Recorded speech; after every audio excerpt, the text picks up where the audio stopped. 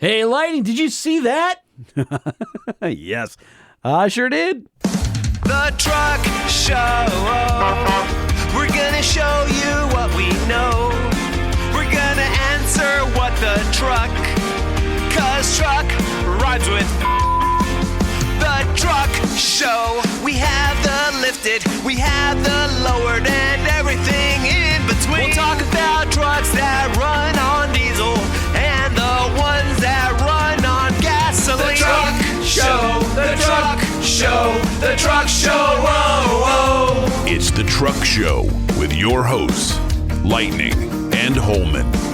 This episode of the Truck Show podcast, Have You Heard?, is proudly presented by Nissan. With the Frontier, Titan, and Titan XD, Nissan has a truck for every need, along with the legendary Nissan durability. Test drive your next truck at a local Nissan dealer today, or point your browser to nissanusa.com, where you can use the build and price tool to configure a Nissan truck that fits your lifestyle. And when you're thinking about adding power or improving fuel economy, Banks has over 65 years of experience. Whether it's cold air intakes or exhaust systems, tuning, throttle control, charge air cooling, lubrication components, and much more, no one offers smarter, safer, 50-state emissions-compliant performance parts than Gale Banks. You'll find the best engineered parts for your truck at bankspower.com. And when you're looking for quality, full synthetic lubrication for your truck, AMSOIL has you covered with motor oil, lubricants and protectants, grease, additives, and more. AMSOIL synthetic lubricants deliver wear protection, engine cleanliness, and fuel efficiency that conventional oils simply can't match. Find out how AMSOIL synthetic lubricants can save you money and time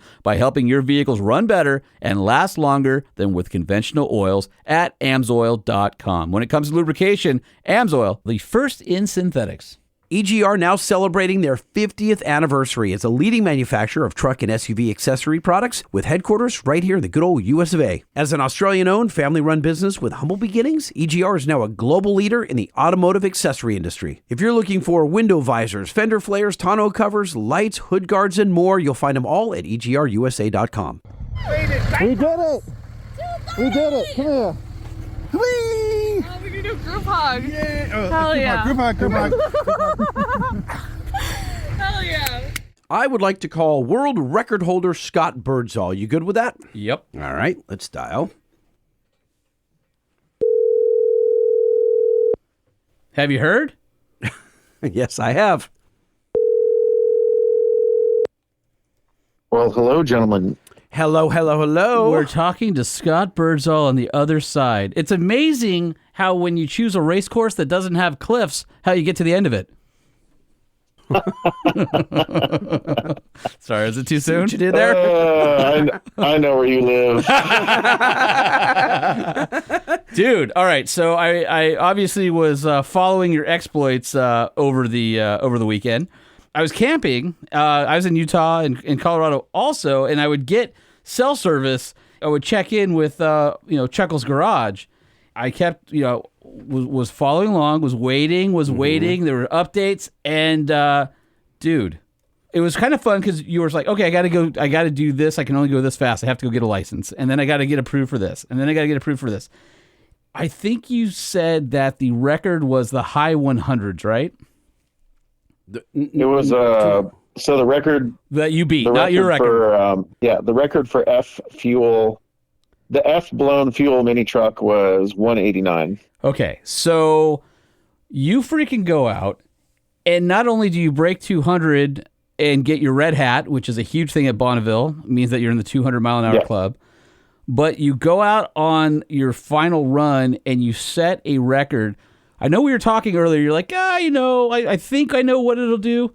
Dude, 229.4. What, you just couldn't get to 230 or what? No, so actually I did two. The GPS, both the GPSs in the truck said 234 was max speed that I reached, but one pass was 228 and one pass was 231, and so they averaged them out. That's awesome. Gotcha. All right, the two things I want to know about, because we talked about it, we had asked you, what do you think the salt's going to be like, because you've never raced on it before? So that's the first thing, is like, what was it from the driver's seat, and was it squirrely, was it crazy, was it a lot of traction? People want to know. The other thing was, you had basically assumed what power level you need to be at to break the record. Were you all out? Was there anything left to give? Do you think you would go back and beat your own record? I mean, I know how you are. Because he was talking about originally 240. Yeah, so if I would have added a little weight to the truck and pushed it a little harder, I feel I could have easily done 240. So we reached an aerodynamic wall at 230 miles an hour. You could not push the truck past it without spinning tires. Got it. So if you watch my video, I'm spinning tires and there's like a little save at 230 miles an hour. There's just a wall there. I couldn't get past it. I got past it a little bit, but not a whole lot. You basically have the horsepower to go faster, but not the aero kit to go faster. Yeah, because we're not even at 60% throttle at what we're doing. Oh my God, dude! So wait, what's happening aerodynamically? Yeah. Is it lifting up the tail end of the truck? It's not lifting up the tail. There's so much drag that my traction cannot overcome the drag. What's the solution? A big wing that you're not allowed to put because of your class, or bigger, wider tires? But then if you go bigger, wider tires, then you're not cutting through the salt. More weight. More weight. Okay. More weight. Yeah. So you want to put Lightning right in there with you?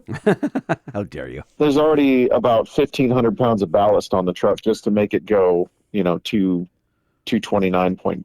Well, the two of us will easily add about 500 for you. Where's he going to put us? In the bed? Well, I mean, put a couple ballast boys in the bed. Yeah, as round as Lightning is, he is aerodynamic. Oh, you're the one calling me round just because I'm eating McDonald's right now. I mean, that was not eating. That was completely scarfing and shoving it in your face. It was. What we were late to call Scott, as we normally always are. Mm-hmm. Okay, so Scott, what was it like? Yeah. You're driving. You got your license, so you kind of have a feel for the truck for the very first time. Now you're allowed to go over 200.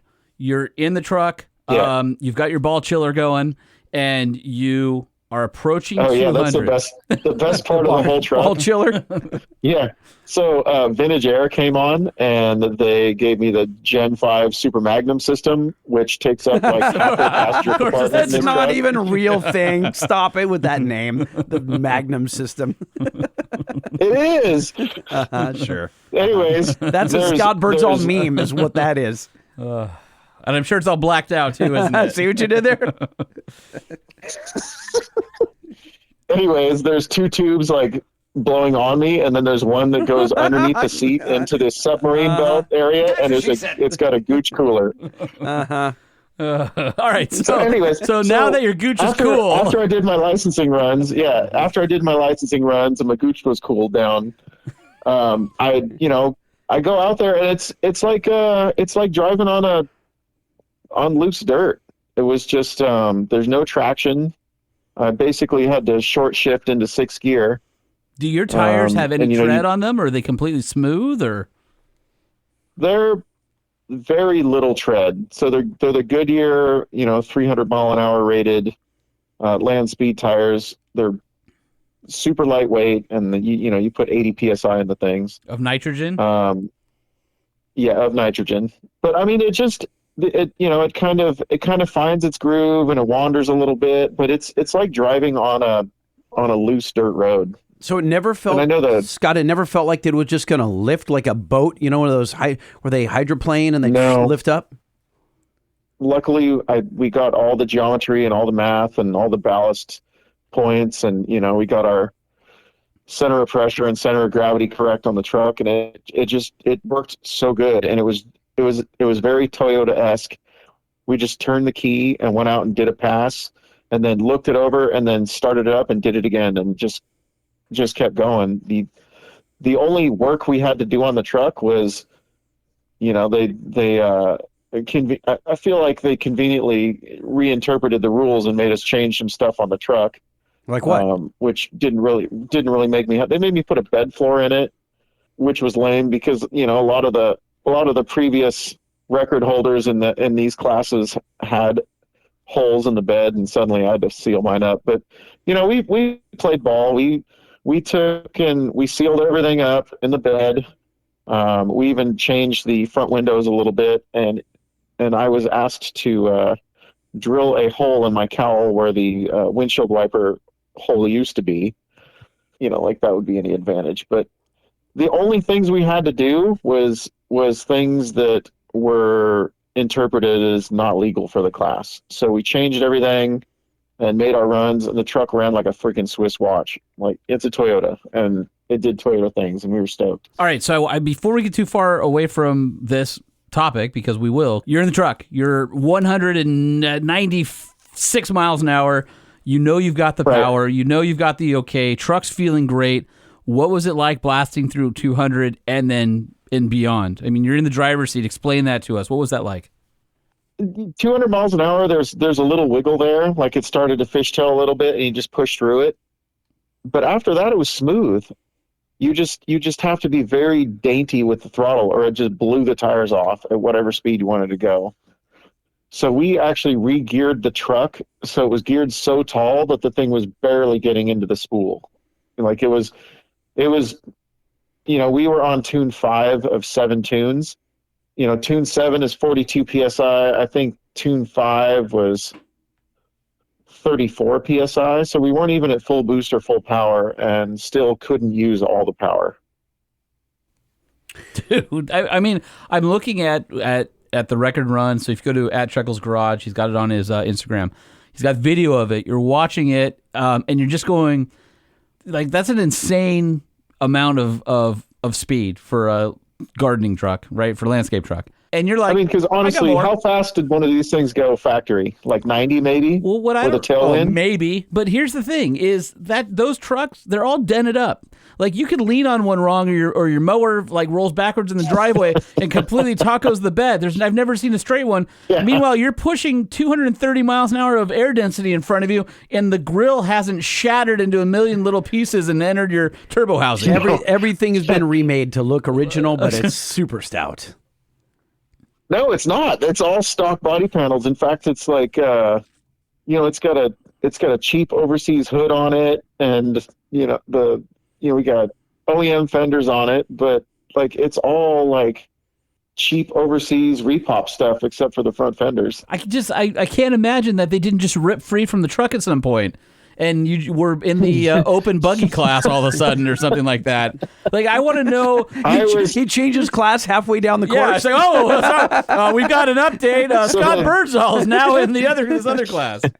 So we did notice that when we pulled it in after we were all done racing, that the front driver's door, like the leading edge of it where it goes down the A-pillar, was pulled out like a quarter inch from where it used to be. Good. You know so what? The wind was getting in there. Yeah, the wind was getting in there and actually bent the door a little bit. Good. So, because if that hadn't happened, I would say this whole thing is shenanigans and fake news. It's a sham. It's a complete sham. There's no way a freaking 90s Toyota mini truck didn't have body panels tuna canning away at 229 miles an hour. 4 times the speed it was ever meant to go. We made some aluminum inner fender panels instead of the factory plastic ones that like nut-serted to the body and nut-serted to the fender, and in hopes that they wouldn't turn into a parachute. Dude, I'm looking. Okay, so you had was it a factory windshield and the plexiglass on the sides? Is that how that worked?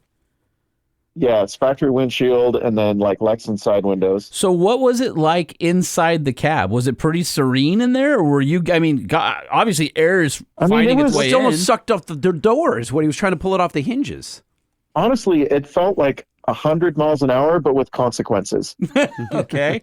All right. That's really what it felt like. 100 didn't feel any faster than. Well, you don't have any point of reference out there. What I've heard about this, Scott, is that because the course is so long and the mountains are so far away, you don't really perceive how fast you're going because you don't have street signs, you don't have light poles and stuff whizzing by you and traffic going the other direction. So no, you have there's course markers and you see them whizzing by pretty quickly. It's kind of shocking how there's 1, 2, 3, 4, and 5 marking the miles on the course. And it's kind of shocking how quickly the miles go past. But I mean, it's hard to get a point of reference. Like I guess the feeling of speed to me was I knew it would get sketchy at certain miles per hour. And I just had to, and then I finally got to 230 and I tried to push through it and I just couldn't. So what do you do if the truck gets squirrely? Because most of us will never go above 200 miles an hour, especially in a Most of us will a never go gardener's above 120. Yeah, in a gardener's truck. Yeah. But I mean, but this is a real race vehicle. I mean, even though we were making fun about this, it's fully caged and all that stuff. It's made so in case you do wad it up, you'll live. But like, what do you? Yeah. I don't know what maneuver you do with your foot on the gas, the brake. Right? Is it like, better to lift and have engine braking, or does that upset the chassis? Is it better to push through that's, it? you might have, that's like pulling a handbrake. Right. You would just spin. You can lift, but it can only be ever so slightly. Yeah. You cannot fully lift. You can't like get halfway out of it. You can get like a quarter of the way out of it, and you better get back into it really quick. You know, there's a lot of counter steering, and Is it little? Is it? it's just, I don't know. assuming- It's just all in your butt dyno. Like it all just kind of, it's kind of a fluid thing with me. I just go And you're and just whichever doing- way the car wants to go. minor corrections, right? Like you're just barely steering that thing, right? You're not like manhandling it, I would imagine. You cannot manhandle it because it'll spin. There's not a lot of this year. I feel like the conditions were good, but I don't have any reference to what really good is. You know, I've heard guys talk about, you know, when it's really, really good, it feels like pavement. And this year there were some soft spots, and it was incredibly hot. And when it's super hot, the salt sucks moisture from the ground and becomes squishy. So like the best runs were first thing in the morning before like the sun was beating on everything and making it squishy. So explain to somebody who's listening right now who doesn't know about the course.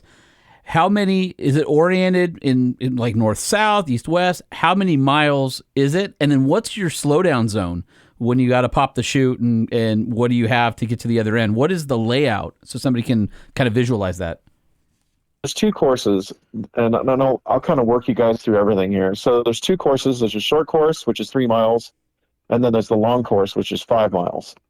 So the short course is where I took all my licensing runs. So you do up to 150. So you weren't allowed to go over 150, 125 to 150. Then your next licensing run is 150 to 175. And you can't go over 175, but it has to be anywhere from 150 to 175. Your third run is 175 to 200, and you can't go over 200. And these are all in the short course, and these are to get your, you know, all your different licenses. And I licensed all the way up to an A license, which is up to 250 miles an hour. Damn. So, and then that's on the 3 mile course. And the 3 mile course, I think you have a mile and a half, 2 miles to slow down and stop. And then there's the 5 mile course. This is where all the streamliners and the, 500 mile an hour cars would be running. That is a 5 mile course. And then there's 2 miles of shutdown, if not more. There's, I might be wrong, but there's at least 2 miles of shutdown there. Are you starting at mile marker 1, or are you on the accelerator being pushed off with your Cummins powered Ram before mile marker 1? Yeah. Okay.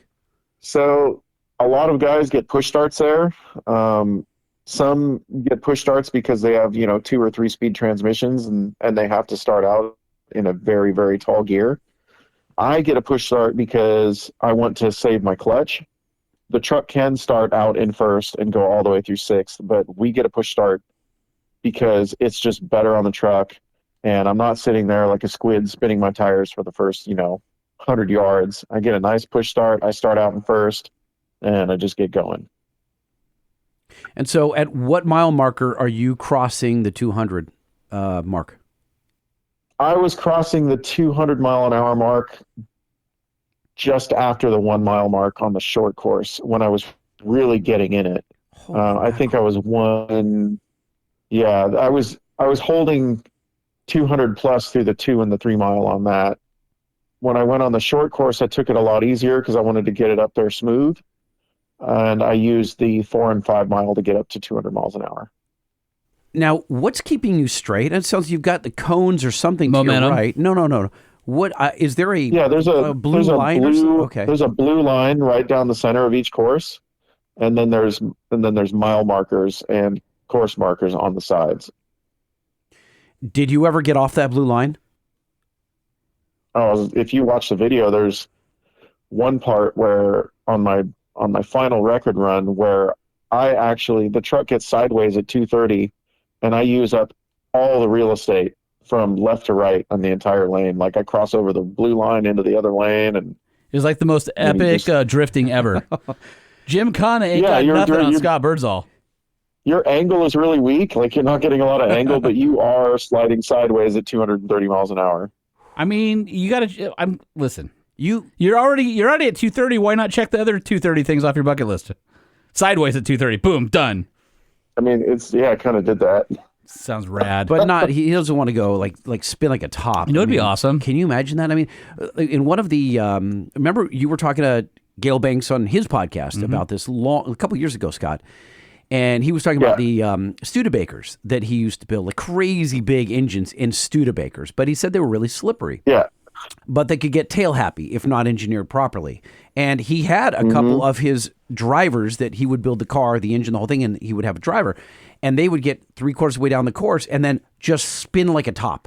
I can't even imagine how scary that would be. Yeah, I was fairly certain it was going to happen to me a couple times, and it didn't. I was able to steer out of it. But when you get sideways at Bonneville, if you can't instantaneously steer out of it, and when you steer out of these things, your counter steering input has to be perfect, or you are spinning.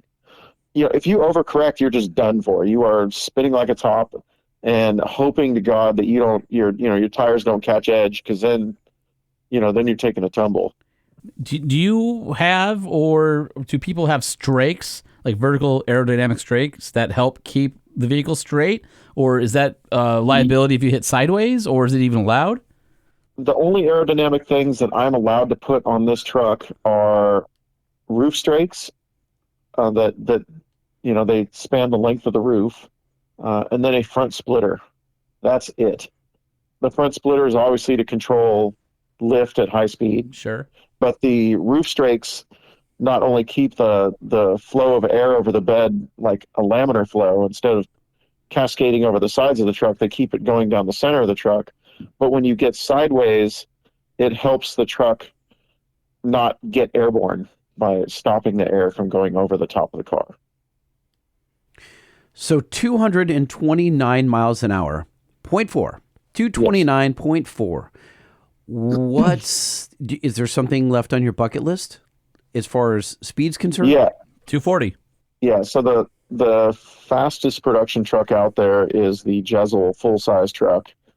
And I think their AA truck went 260-something plus, like high 260s. I would like to take my little F engine truck out there and best that next year with, around 2,000 horsepower and, a lot more weight. I think that we can do it. You should throw a couple of John Deere mowers in the back for ballast, and then just make a mockery of the whole thing. Yeah, it's just a lot of lead ingots strategically placed in the correct spots. But I think we can do 270. Oh my God, 270? Yeah. Wow. Yeah, that's our goal for next year. I would like to be the fastest production bodied truck out of any class at Bonneville ever. I think that would be. And this is with what truck again? A 91 Toyota Hilux pickup. Oh, this is the same truck. Extra cab. Yeah, same truck. The frontal area of those little Toyotas is the least of pretty much anything made. They're tiny little trucks. They are still, compared to a sports car or any modern sports car or anything like that, it's about as aerodynamic as a shoebox. But for trucks, they are very aerodynamic. Well, I think that if you're going to do that next year, if barring our schedules not allowing it, I think that would be awesome for us to be there to watch. I mean, I think you guys should be out there. I was kind of bummed you weren't out there this year.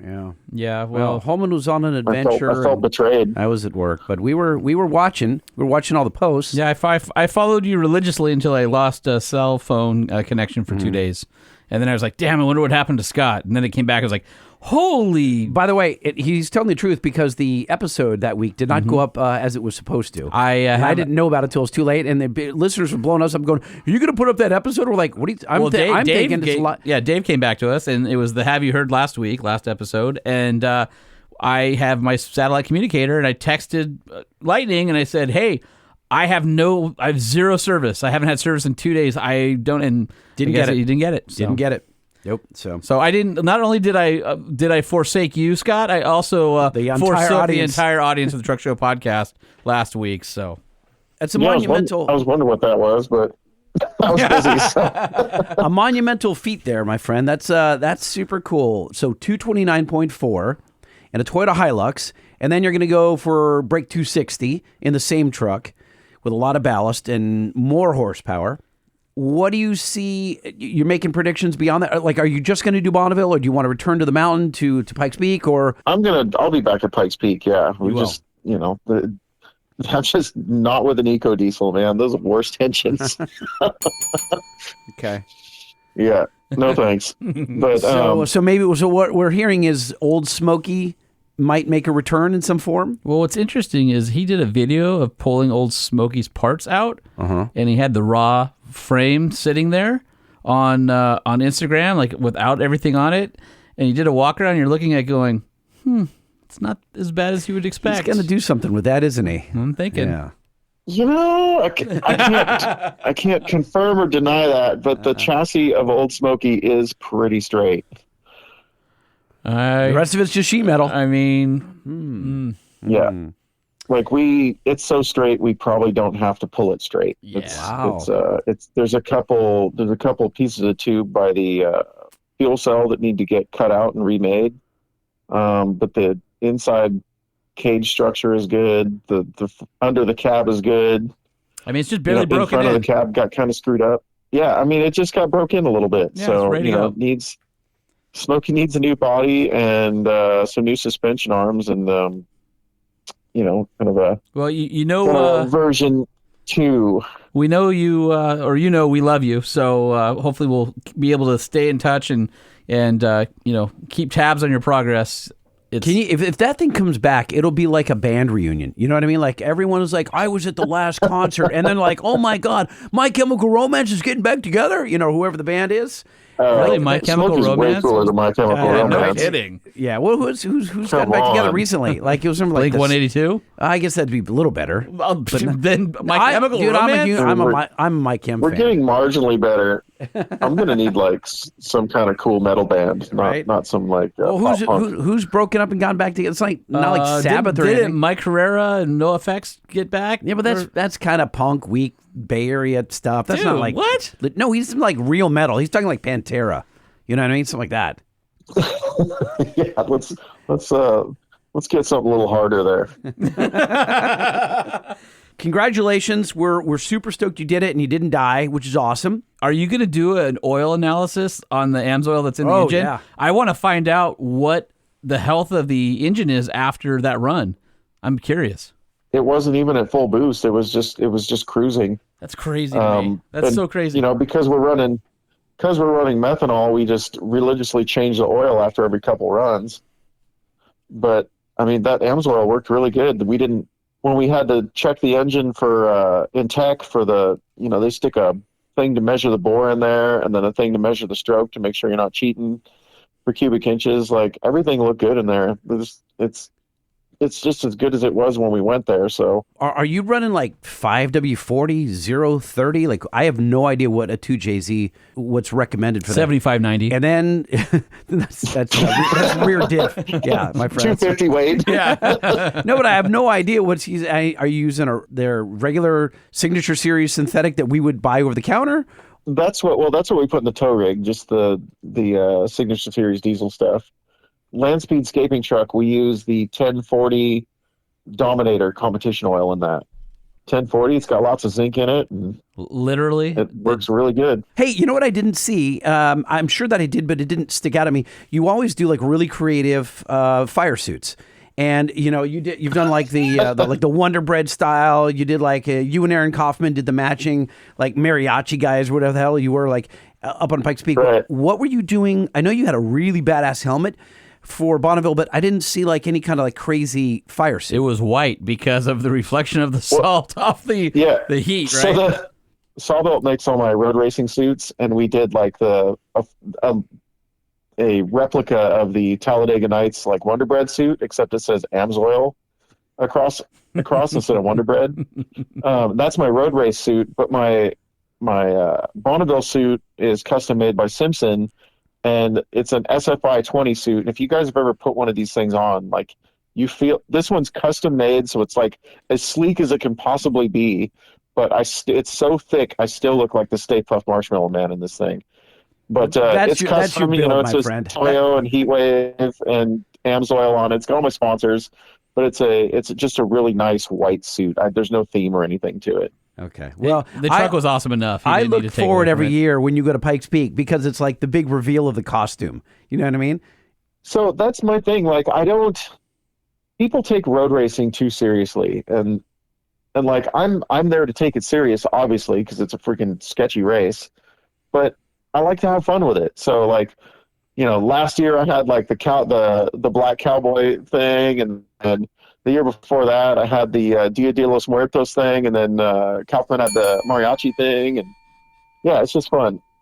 That's our friend Scott Birdsall, everybody. Give it up. Give it up. America. Yay. Go World America. record holder and champion. Oh, that's right. We have to announce him that way from now on. Oh, do World we do? record holder, yeah. Oh. Scott Birdsall.